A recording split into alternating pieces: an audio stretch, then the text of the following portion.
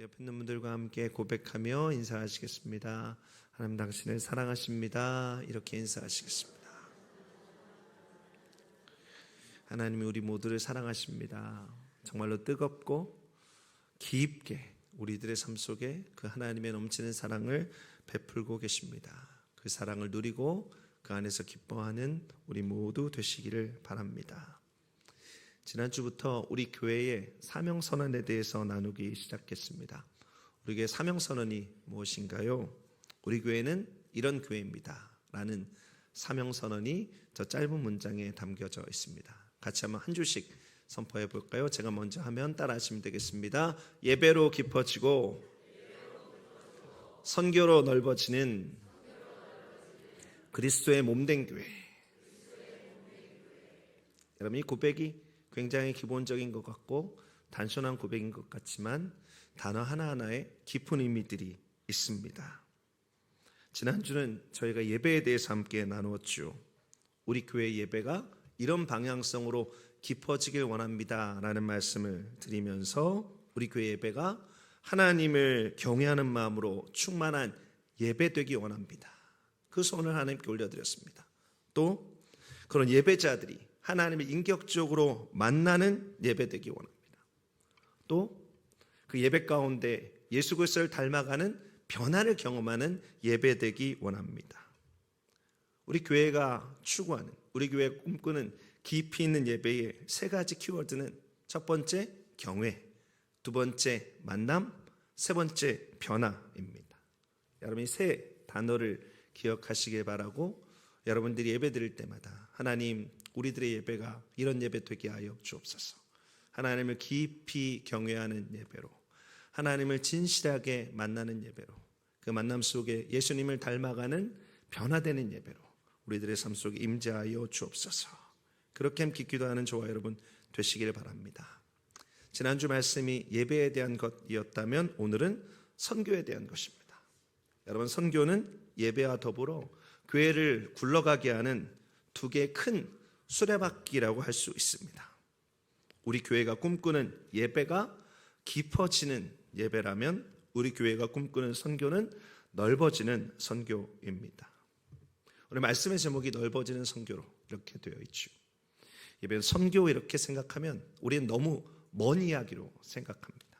선교 이렇게 이야기하면 나와는 상관없고 선교사님들이 헌신해서 그 놀라운 그 헌신들 속에 또 눈물겨운 헌신들 속에 이루는 감동적인 장면만 생각합니다. 근데 오늘 말씀을 나누면서 먼저 우리가 가지고 있는 선교라고 하는 것에 대한 개념을 재정립할 필요가 있습니다. 왜냐하면 하나님께서 우리에게 원하시는 선교의 부르심이 있기 때문이죠. 여러분, 선교와 함께 붙어 다니는 단어가 있습니다. 바로 전도라고 하는 단어죠. 선교는 뭐고 전도는 뭡니까? 선교는 해외에서 복음을 전하는 것이고 전도는 국내에서 복음을 전하는 것이다. 이렇게 선교와 전도를 지리적인 개념으로 이해하시는 분들이 많이 있습니다. 그런데 이런 선교와 전도의 개념을 성경적으로 보기는 좀 어려운 것 같습니다. 성경은 선교와 전도를 지리적인 경계의 개념으로 구별하고 있지 않죠. 선교는 영어로 미션, 전도는 영어로 에반젤리즘인데 이 선교, 미션과 전도, 에반젤리즘의 지리적 경계를 뜻하는 의미는 전혀 없습니다. 유대인으로서 주로 유대인들에게 복음을 전했던 베드로의 사역을 전도라고 부르고 유대인으로서 주로 이방인에게 복음을 전했던 바울의 사역을 전도의 개념과 다른 선교의 개념으로 성경은 구별하지 않고 있는 것이죠. 성경은 베드로의 전도도 또 바울의 전도도 동일한 개념으로 설명하고 있습니다. 두 사역을 각각 전도와 선교라는 지리적 개념으로 나누는 것이 아니고 같은 개념으로 설명하고 있는 것이죠. 그러면 이 선교, 전도를 어떻게 설명할 수 있습니까? 이전에 한번 여러분들과 나눈 일이 있습니다. 저도 이 설명을 제가 신학대학원 다닐 때 저희 전도학 교수님께 들었는데 너무 선교와 전도를 잘 설명하는 것이어서 지금까지도 기억하고 있습니다. 그리고 저의 사역 가운데 적용하면서 많은 유익을 받고 있습니다. 전도와 선교를 어떻게 설명할 수 있는가? 전도는 선교의 꽃이다, 이렇게 설명할 수 있지요. 전도가 선교의 핵심이라고 하는 것입니다. 전도의 개념이 큰 것이라면 그 전도의 개념 한가운데 선교라고 하는 개념이 큰 것이라면 그 선교의 개념 한가운데 전도가 있는 것이죠. 전도가 선교의 꽃이다. 여러분 무슨 뜻입니까? 전도가 선교의 핵심이라고 하는 뜻인데, 여러분 우리가 잘 아는 이런 말 있죠. 안고 없는 찐빵. 안고 없는 찐빵이 찐빵입니까? 안고가 없으면 찐빵이 아니죠. 코 없는 코끼리, 코끼리입니까? 코끼리가 아니죠. 또 김 빠진 콜라, 그것은 콜라가 아닌 것입니다. 여러분 혹시 연애할 때 상대방이 이런 말 들어보셨는지 모르겠습니다. 너 없는 세상은 세상이 아니다. 핵심이 빠진 것은 그것의 본질을 말할 수 없는 것이죠. 마찬가지입니다. 전도가 없는 선교는 생각할 수 없습니다. 전도와 선교는 분리되지 않는 것이죠. 여러분 성경적인 개념으로 우리들의 삶의 모든 영역은 선교의 영역입니다. 지리적으로는 예루살렘부터 땅끝까지 이 땅의 모든 곳이 다 선교의 영역입니다. 크고 작은 일들이 선교의 영역이고, 공적인 일들과 사적인 일들이 선교의 영역이고, 내면적인 일들과 외면적인 일들이 선교의 영역입니다. 추상적인 영역과 물리적인 영역들이 다 선교의 영역이죠. 이렇게 우리들의 삶 전체가 선교의 영역입니다. 한마디로 우리들의 삶 전체 가운데 하나님의 영광과 하나님의 존귀하심이 나타나야 된다라고 하는 것이죠. 그리고 그런 선교적인 모든 삶의 핵심은 바로 예수 그리스도가 없는 곳에 예수 그리스도의 이름이 증거되는 것입니다. 예수 그리스도의 깃발이 꽂혀지지 않은 곳에 예수 그리스도의 깃발이 꽂혀지게 되는 것이죠. 복음의 본체이신 예수님이 증거되는 것, 그것이 바로 선교의 핵심인 전도라고 할 수 있습니다. 우리 모두는 한 곳으로부터 왔습니다. 그리고 한 곳으로 돌아가게 될 것입니다. 우리가 온 것은 어디입니까? 또 우리가 돌아갈 곳은 어디입니까? 바로 우리의 본향, 하나님의 나라, 천국입니다. 여러분 우리는 하나님의 나라에서 파송되어진, 하나님의 나라에서 각각의 사명을 가지고 이 땅에 보내진 한 분 한 분이 하나님께서 부르신 거룩한 선교지인 것입니다. 선교사인 것입니다. 여러분 이 땅에 흩어져서 복음을 증거하는, 마치 우리가 완전히 다른 차원을 살아가는 그런 분들만 선교사가 아니고, 성경적인 개념으로는 우리 모두 한 사람 한 사람이 이 땅에 보내진 선교사라고 말하고 있는 것이죠. 예수 그리스도를 주로 시인하는 모든 성도들에게 주님께서 그와 같이 말씀하고 계신 것입니다. 그래서 성경에 있는 대위임령도 특정 사람에게 준 것이 아니고 우리 모두에게 준 것이라고 할 수 있죠.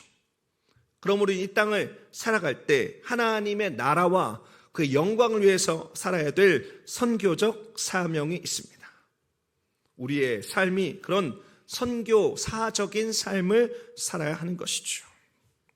이렇게 우리가 선교사적인 삶을 살아가면서 우리의 목표, 우리가 살아가는 선교사적인 삶의 목표는 단 한 가지여야 되는 것입니다.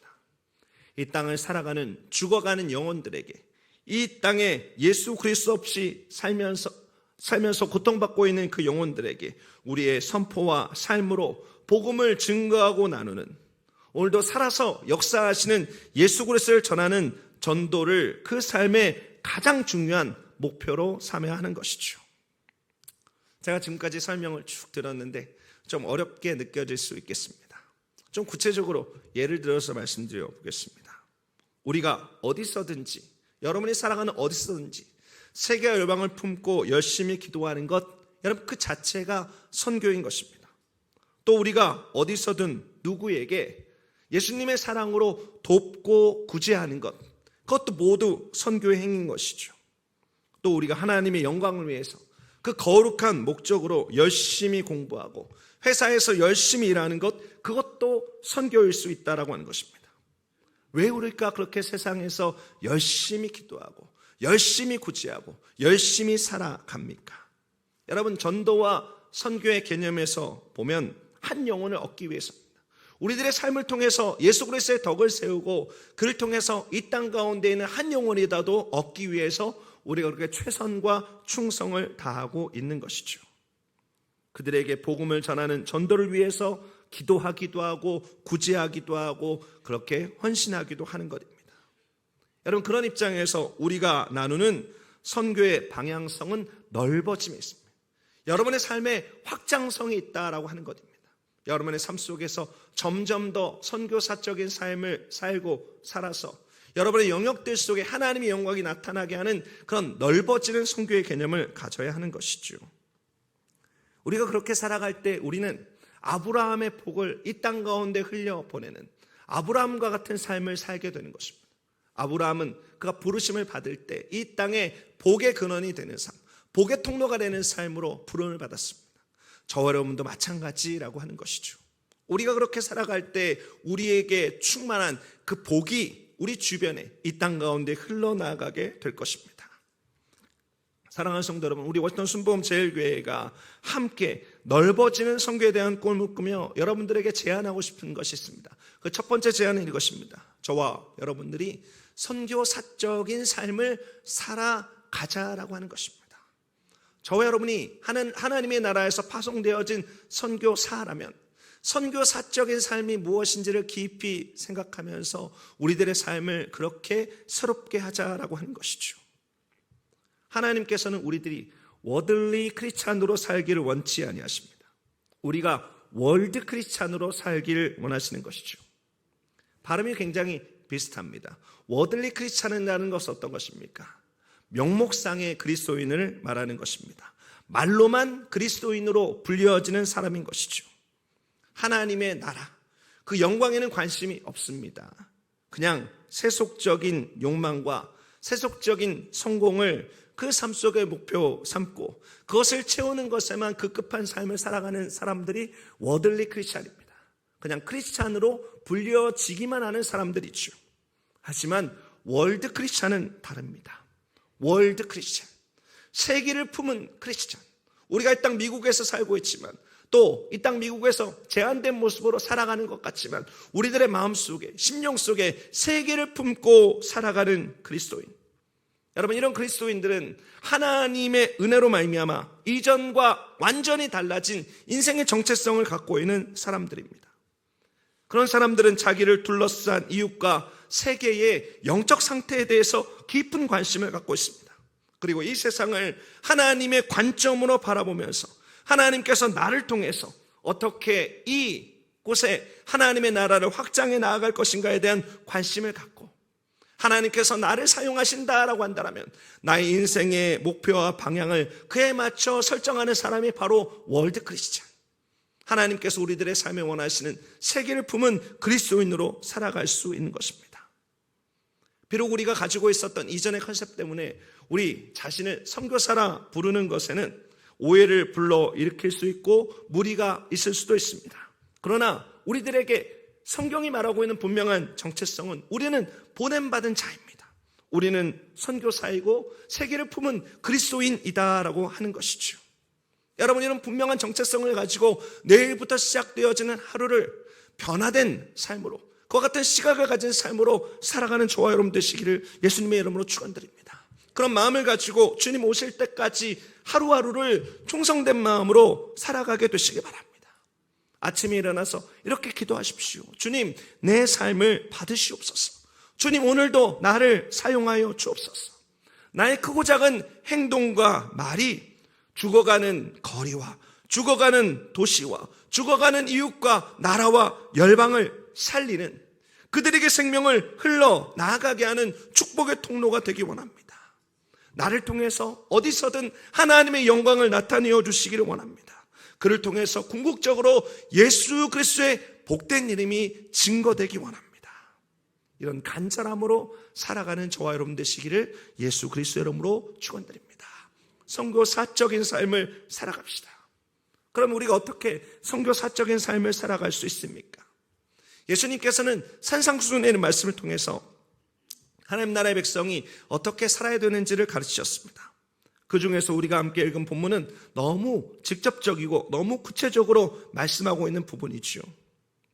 예수님께서는 우리가 이 세상의 빛과 소금으로 부름받았다라고 말씀하고 있습니다.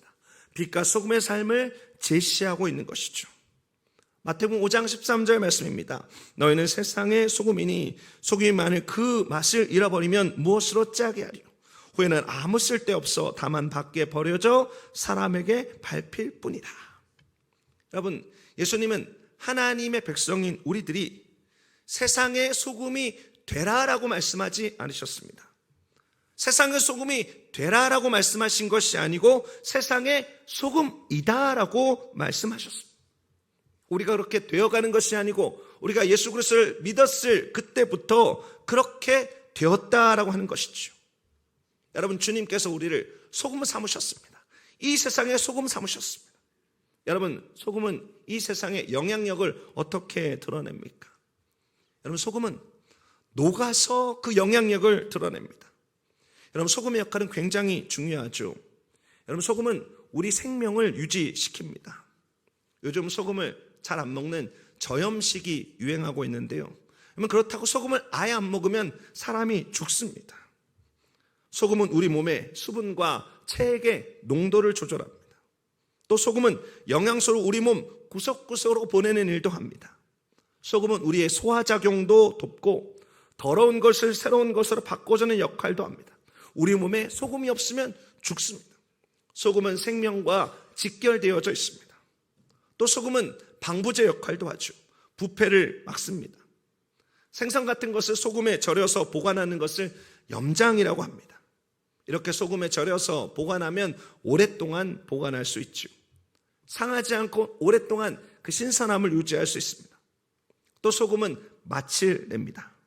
여러분, 소금이 없으면 음식이 맛이 없습니다. 장기 금식 마치고 첫 끼로 흰죽을 먹는데 그 흰죽이 그렇게 맛있을 수 없습니다. 그런데 거기에 소금기가 있는 동치미 국물까지 같이 먹으면 거의 기절 수준입니다. 장기 금식 마치고 난 다음에 동치미 국물 입에 딱 대는 순간 이렇게 맛있는 음식도 있었구나라는 것을 깨달아 알게 되죠. 소금이 없으면 도저히 제맛이 안 나는 것, 여러분, 그것이 모든 사람이 미각의 동일한 기준이라고 생각합니다. 뿐만 아니라 소금은 치료제이기도 하죠. 치통을 소금으로 다스리기도 하고 소금을 피부에 문질러 갖고 몸을 깨끗하게 하기도 합니다. 여러분, 이렇게 소금의 역할은 대단한 것이죠. 그런데 이 소금의 역할을 드러내기 위해서 소금은 녹아야 합니다. 녹을 때 비로소 그 모든 역할들을 감당할 수 있는 것이죠. 소금의 형태가 그대로 있으면 소금다울 수 없습니다. 소금이 녹아야 우리 몸의 생명을 유지시키고 소금이 녹아서 스며들어야 부패를 막을 수 있고 소금이 녹아야 맛을 내는 것이고 소금이 녹아야 치료의 역사가 나타나게 되는 것입니다. 여러분, 아무리 소금이 중요해도 녹지 않으면 아무 소용이 없죠. 녹지 않는 소금은 아무 쓸데없어 버려질 뿐입니다. 사랑하는 성도분, 우리가 어떻게 이 세상의 모든 영역에서 그리스도인으로서 하나님의 보냄받은 선교사로서 영향력을 발휘할 수 있습니까? 주님께서는 소금의 삶을 제시하십니다. 녹아야 한다라고 하는 것이죠. 여러분, 우리들의 삶에 넓어지는 선교의 사명에 있는 우리 워싱턴 순복음 제일교회에 제안하고 싶은 두 번째 제안은 바로 이것입니다. 녹는 삶, 바로 선교의 섬김의 삶을 살아가자라고 하는 것입니다. 여러분, 섬김의 삶, 우리들의 삶이 이 땅 가운데 녹을 때, 우리들의 삶이 이 땅 가운데 섬김의 삶을 살아가게 될 때 하나님께서는 놀라운 영광을 이 땅 가운데 나타내십니다. 그리고 이 섬기는 삶은 예수님께서 우리에게 본으로 보이셨던 삶이기도 합니다. 예수님께서는 이 세상에 철저하게 녹는 삶을 사셨습니다. 예수님은 하늘 보좌의 특권을 버리고 이 땅 가운데 오셨습니다.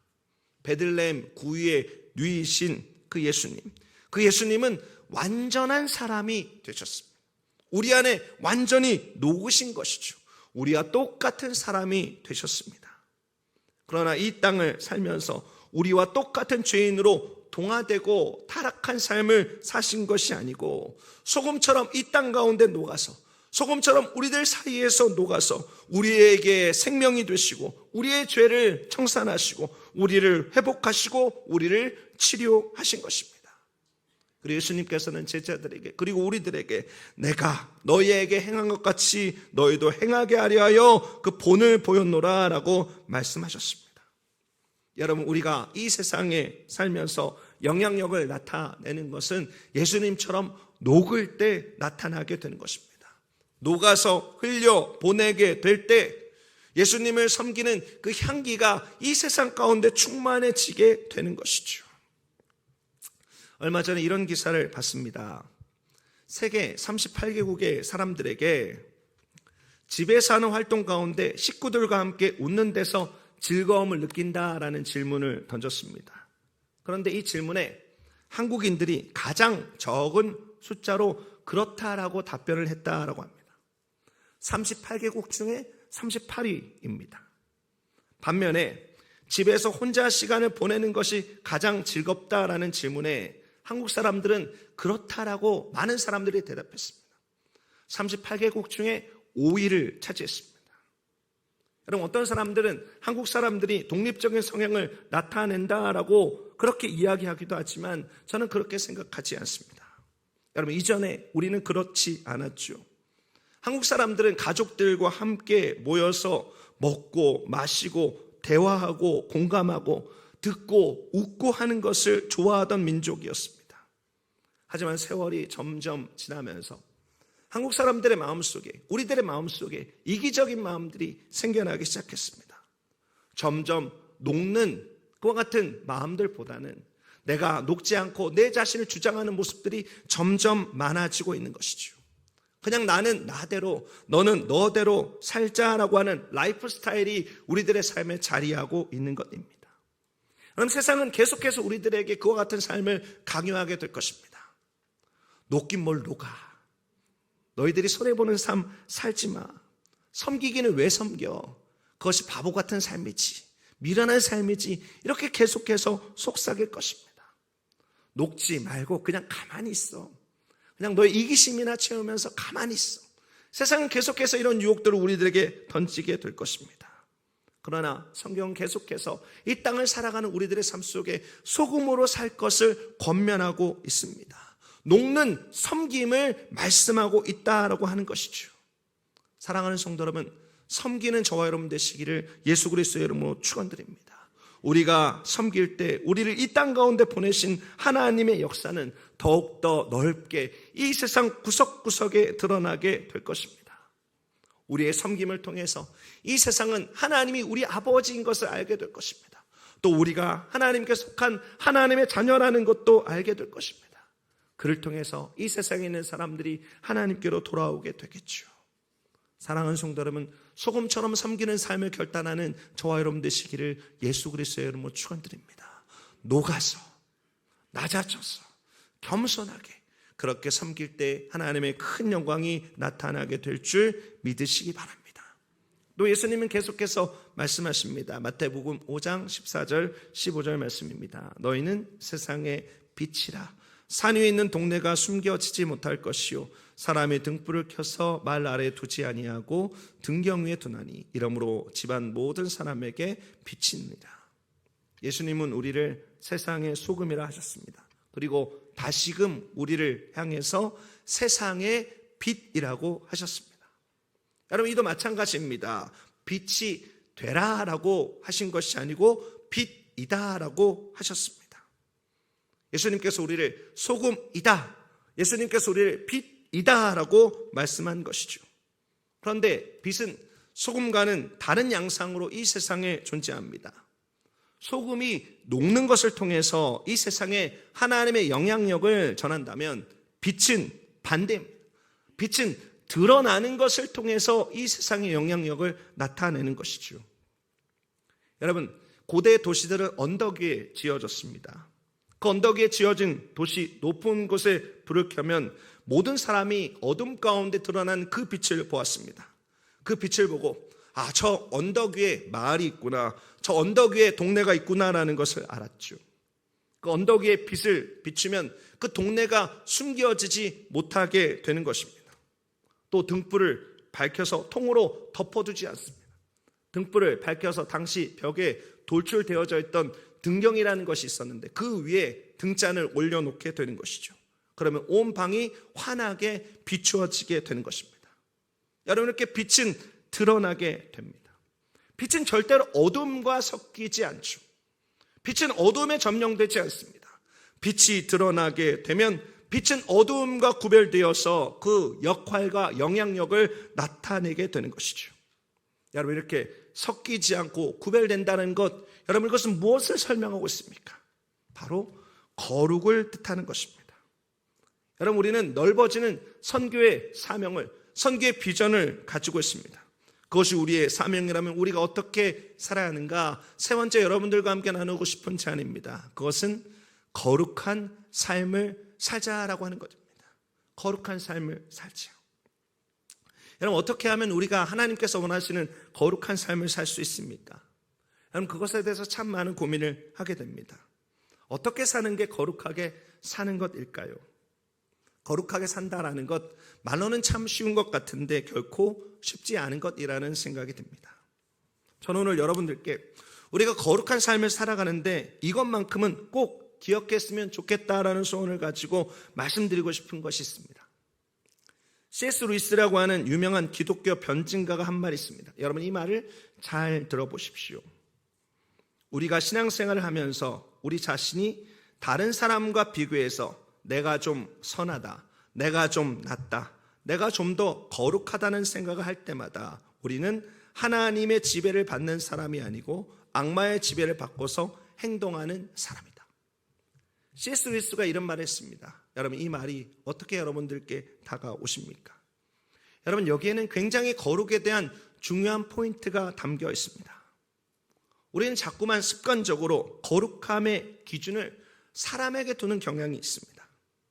내가 저 사람 정도면 하면 되지. 그래도 내가 저 사람보다는 좀 낫지. 이런 생각을 갖고 있는 것이죠. 그런데 우리의 기준을 사람에게 두면 내가 어떤 사람보다 낫다라고 생각하거나 내가 어떤 사람보다 못하다라고 생각하거나 아니면 어떤 사람이 그렇게 하니 나도 그렇게 해도 된다라고 생각하거나 그 사람이 그렇게 안 하니 나도 그렇게 하면 안 된다라고 생각하는 우리 거룩의 기준을 사람에게 두면 우리는 절대로 거룩해지지 못합니다. 왜냐하면 아무리 이 세상에서 거룩해 보이는 사람이라고 할지라도 실상 이 땅에는 모든 사람이 죄인이기 때문이죠. 어두움인 내가 빛을 보고 나아가야 내 마음속에 빛이 충만해지게 되는데 사람을 바라보면 어두움인 내가 또 다른 어두움인 사람을 따라가는 것과 마찬가지이기 때문에 결국 우리들은 실망하고 좌절하고 어두움 가운데 그 어둠의 열매를 거둘 수밖에 없는 것입니다. 여러분, 거룩은 내가 다른 사람과 비교해서 그 사람 따라갈 때 이루어지는 것 아닙니다. 여러분, 오늘 말씀 가운데는 빛은 성경에서 말하고 있는 하나님의 속성 가운데 하나입니다. 빛은 하나님을 설명하는 아주 중요한 단어이지요. 여러분, 우리가 우리의 시선과 마음을 사람이 아니라 우리의 거룩의 기준을 사람이 아니라 예수님께 둘 때 우리들의 삶에 거룩의 열매가 나타나게 되는 것입니다. 말씀과 기도를 통해서 우리가 거룩해지게 되는데 말씀과 기도를 통해서 계속해서 예수님과 사귐을 갖게 될 때 그 빛이 비로소 내 마음속에 충만해지게 되고 나를 통해서 이 세상 가운데 그 빛이 드러나게 되는 것이죠. 다시 한번 말씀드립니다. 거룩을 생각할 때 기준을 다른 사람에게 두지 마십시오. 그 목사님도 그렇게 했으니까 나도 그렇게 해도 된다. 그 장로님이 그렇게 했으니까, 그 권사님이 그렇게 했으니까, 그 안수지사님이 그렇게 했으니까, 여러분, 아닙니다. 사람은 절대로 거룩의 기준이 될 수 없습니다. 거룩은 예수님을 기준 삼고 예수님을 사모하고 예수님을 바라보고 예수님을 닮아가기 위해서 한 걸음 한 걸음 그 걸음을 옮길 때마다 우리들의 삶에 충만해지는 하나님의 선물임을 기억해야 되는 것이죠. 여러분, 중국 속담에 이런 속담이 있다라고 합니다. 다른 사람을 탓하는 사람은 가야 할 길이 먼 사람이고 내 자신을 탓하는 사람은 반쯤 온 사람이고 그 어느 누구도 비난하지 않은 사람은 이미 도착한 사람이다. 참 주옥 같은 속담이라고 생각합니다. 그리고 저는 이것이 우리들의 삶의 거룩의 영역에도 적용된다라고 생각합니다. 여러분, 다른 사람을 보고 내 자신을 보면 거룩을 우리들의 삶 속에 도저히 설명할 수 없습니다. 내 자신과 다른 사람이 아니라 그 너머에 있는 그 거룩의 본체이신, 그 거룩의 출발점이신 그 존재를 바라보아야 된다라고 하는 것이죠. 여러분, 사람을 기준으로 삼으면 거룩을 이룰 수 없습니다. 하나님께서 원하시는 거룩은 하나님을 바라보게 될 때 이루어지는 것임을 기억하시기 바랍니다. 여러분, 그 누구가 아니라 예수님을 기준으로 삼게 되시기를 예수 그리스도의 이름으로 축원드립니다. 여러분, 올해 거룩을 생각하면서 늘 이 세 가지를 여러분 가운데 떠올리십시오. 예수님이라면 어떻게 하셨을까? 예수님이라면 어떻게 생각하셨을까? 예수님이라면 어떻게 말씀하셨을까?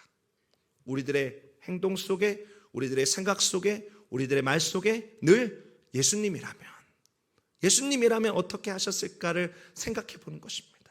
여러분, 우리들의 행동 속에 거룩이 나타나게 됩니다. 우리들의 생각 속에 거룩이 나타나게 됩니다. 우리들의 입술 말 가운데 거룩이 나타나게 되는 것이죠.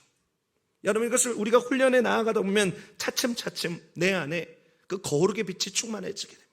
그 거룩의 빛은 또 충만해져서 이 세상 가운데 비치는 그 반경이 점점 더 넓어지는 영향력의 충만함을 맛보게 되게 되는 것이죠. 여러분, 오늘 우리는 우리 교회의 사명을 생각하면서 선교가 넓어지는 것에 대한 꿈을 꾸게 되었습니다. 여러분, 우리가 함께 나눴던 세 가지 제안을 기억하시기 바랍니다. 선교사적인 삶을 살아가는 것, 섬김의 삶을 살아가는 것, 거룩한 삶을 살아가는 것입니다. 여러분, 이 세 가지가 우리가 넓어지는 선교를 꿈꿀 때에 바라봐야 될 중요한 세 가지의 키워드가 되는 것이죠. 선교적인 삶, 섬김의 삶, 거룩한 삶입니다. 여러분, 이렇게 살아갈 때 우리들의 삶에 일어나는 일이 마태복음 5장 16절에 설명되어져 있습니다. 이같이 너희 빛이 사람 앞에 비치게 하여 그들로 너희 착한 행실을 보고 하늘에 계신 너희 아버지께 영광을 돌리게 하라. 여러분, 16절에 있는 이 착한 행실이라고 한 단어를 기억하십시오. 이 착한 행실은 우리가 빛과 소금으로 살아가게 될 때 우리 그리스도인의 삶 속에 나타나는 열매입니다. 그리고 이것은 선교사적인 삶의 결과이기도 한 것이죠. 여러분, 우리가 선교사적인 삶을 살아가고 우리가 섬김의 삶을 살아가고 우리가 거룩한 삶을 살아가면 우리들의 삶 속에 착한 행실이라고 하는 열매가 맺혀지게 됩니다. 그리고 그 착한 행실이라는 열매를 바라보게 되고 이 세상에 있는 사람들은 하나님께 영광을 올리게 되는 것이죠. 아, 저 사람을 보니까 하나님께서 살아계신 것이 맞나 보구나. 그렇게 하나님께 영광을 돌리며 하나님께로 돌아오는 역사가 일어나게 된다라고 하는 것입니다. 여러분, 이것이 바로 선교의 의미입니다. 우리를 통해서 사람들이 하나님을 인정하게 되는 것, 하나님의 영광을 보게 되는 것, 그래서 하나님께로 그들이 돌아오게 되는 것. 여러분, 이게 선교와 전도의 열매인 것이죠. 여러분, 우리가 나눴던 이 세 가지를 다시 한번 말씀드리기 원합니다. 다시 한번 이것을 여러분의 마음속에 새기십시오. 선교사적인 삶, 섬김의 삶, 거룩한 삶. 여러분, 우리가 꿈꾸는 선교는 실적이 아닙니다. 우리가 몇 개국의 선교사님을 섬기고 얼마를 선교 헌금으로 그들에게 흘려보내고 그것도 중요할 수 있습니다. 그런데 그것의 출발점이 이 세 가지가 돼요. 여러분, 우리가 선교사적인 삶을 살지 않으면 우리가 선교사님과 내 삶이 완전히 다르다라고 생각하고 우리가 그들을 그냥 물질적으로만 섬긴다라고 하면 여러분, 그것은 하나님께서 받으시는 넓어지는 선교의 개념이 될 수 없습니다. 여러분, 우리도 선교사적인 삶을 살아가면서 선교사님과 같은 마음으로 그들을 섬기고 도와야 하나님의 영향력이 제대로 흘러가게 되는 것입니다. 또 우리가 소금처럼 녹아지는 그 같은 섬김으로, 또 우리가 예수 그리스도를 늘 바라보고 예수님이라면 어떻게 생각하시고 어떻게 행동하시고 어떻게 말할 것인가를 고민하는 그 같은 거룩의 삶을 결단하게 될 때 우리의 선교는 이 땅 가운데 정말 거룩한 영향력들로 아름답게 나타나게 될 것입니다. 여러분, 이것이 우리 교회가 이 땅에 선교라고 하는 영향력을 넓히는 방법입니다. 우리가 이 땅에 부름받은 선교사로 살아가는 삶의 방법입니다. 저와 여러분, 우리 모두가, 우리 워천 순복음 제일교회가 그렇게 하나님께서 기뻐하시는 부름받은 자, 보냄받은 자로 살아가는 우리 모두 되시기를 예수 그리스도의 이름으로 축원드립니다. 기도하겠습니다. 하나님 감사합니다. 하나님, 우리가 이 땅에 보냄받은 자로, 하늘나라에서 이 땅에 파송된 선교사로 하나님께서 기뻐하시는 삶을 살기 원합니다. 우리가 선교사라는 것을 알기 원합니다. 그래서 선교사적인 삶을 살기 원합니다. 월드 크리스찬으로, 세계를 품은 그리스도인으로 살기 원합니다. 주여, 우리들에게 그 은혜를 베풀어 주옵소서. 하나님, 우리가 이 세상에 소금처럼 녹기 원합니다. 소금처럼 녹아서 이 세상의 생명과 이 세상의 부패를 막고 이 세상의 치유와 이 세상의 맛을 내는 것 같은 존재 되기를 원합니다. 섬김의 열매를 맺기 원합니다. 하나님, 우리가 이 세상에 빛으로 드러나기 원합니다. 거룩의 빛을 비추기 원합니다.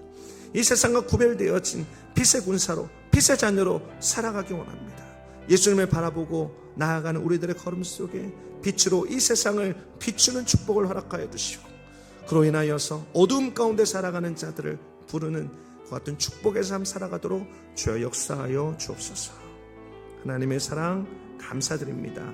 존귀하신 예수 그리스도의 이름으로 기도드립니다. 아멘.